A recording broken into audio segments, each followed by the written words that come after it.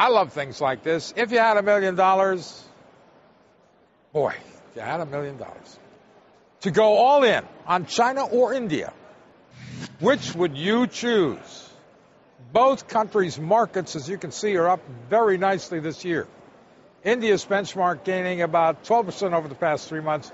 China's Shanghai Composite just in the last few months kind of lagging. Nonetheless, on the year, looking pretty good. Let's play If I Had $1 Million. Our first contestant, Paul Goodwin, editor of the Cabot China and Emerging Markets Report. He hails from Danbury, Connecticut, and likes to crochet. David Riedel, Riedel Research Group president, our second contestant. Paul likes China. David likes India.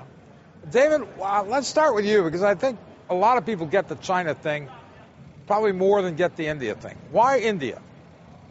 3 reasons, Mark. Demographics, politics, and productivity. China is the fastest aging population in the world. India has 31% of their population under the age of 14. That's a consumer boom waiting to happen. Secondly, politics. It's a democracy that allows social tensions to be released occasionally through the election process. And finally, productivity. India's infrastructure is horrendous. There's a lot of low-hanging fruit to be harvested in India as they get that productivity together and build that infrastructure. China's done a lot of those things. India's the place to go with your $1 million. Okay, well, what's the case for China over India? Well, I would say that as an aggressive growth investor, I would say that China is what's happening right now. He's right. They do have the infrastructure in place. And whether or not you approve of a communist government running things, the government is extremely experienced and good at running the economy. And right now, I would say China's engine is just running faster. David, one thing I get worried about with China is that everybody likes it. So it gets a little harder to find an undiscovered gem. Believe me, not that it's easy in India, because to go find one, you'd have to drive on the roads, and, well, you might not survive that experience. But is there something to be said for that India is not as, quote-unquote, discovered? I think that's absolutely right. We've actually noticed at Riedel Research, our clients have been very focused on China and on Brazil recently, and we think that there's some opportunities in India and some other markets around the world that they're ignoring. India has a much longer history of entrepreneurship as well. Companies are very good at getting earnings to the bottom line. You can find small consumer companies and very well-run entrepreneurial companies, which are a little harder to find in China, and the ones that are there have been pretty well discovered and picked over. What would you say on the Chinese side, Paul? What is the biggest growth driver from here? Is it still the government stimulus program? Oh, I don't think so. I think the Chinese middle class is growing quickly, and I think there are some consumer stocks, some companies that are focused entirely internally in China, Baidu probably chief among them, that have had tremendous growth, and yet the possibilities for internet penetration still in China are enormous. Ctrip.com, the Chinese travel agency that's working with Chinese people online.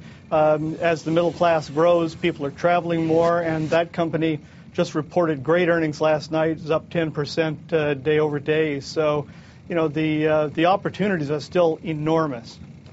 Let's come at it from a different angle. Starting with you, Paul.